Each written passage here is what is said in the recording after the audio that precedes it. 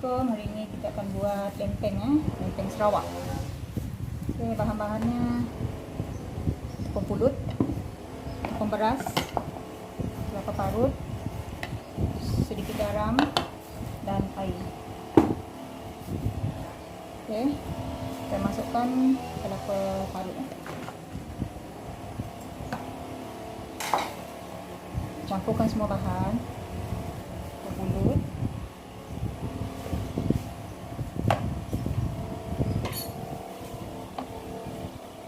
tepung beras dan garam.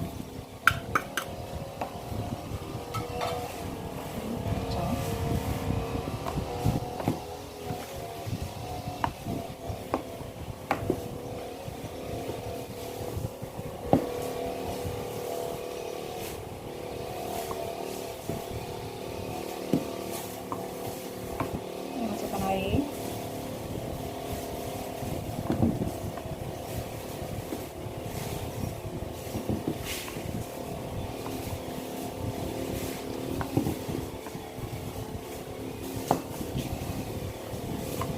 Bati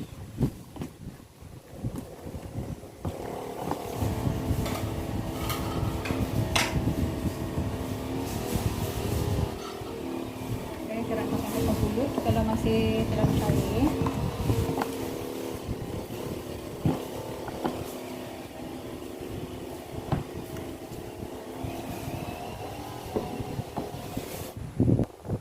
Okey, pastikan kepekatan dia ini.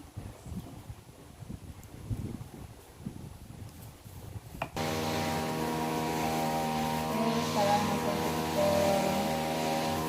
masak sedikit minyak.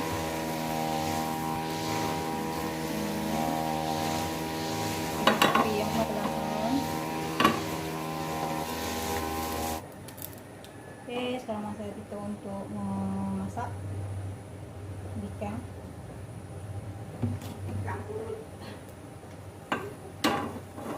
Okey, sedikit saja minyak kita gunakan. Jadi yang sederhana lah.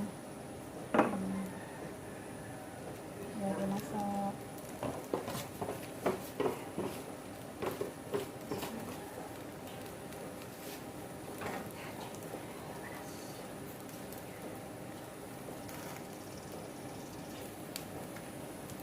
Okey, kalau dah kering di bawah kita basuhkan. Okey, sehingga dia keperang-perangan lah.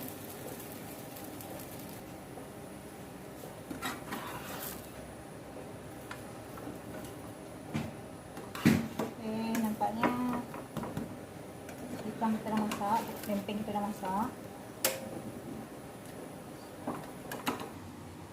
Okey, lempeng kita dah siap, ikan kita dah siap. Selamat mencuba, sedap.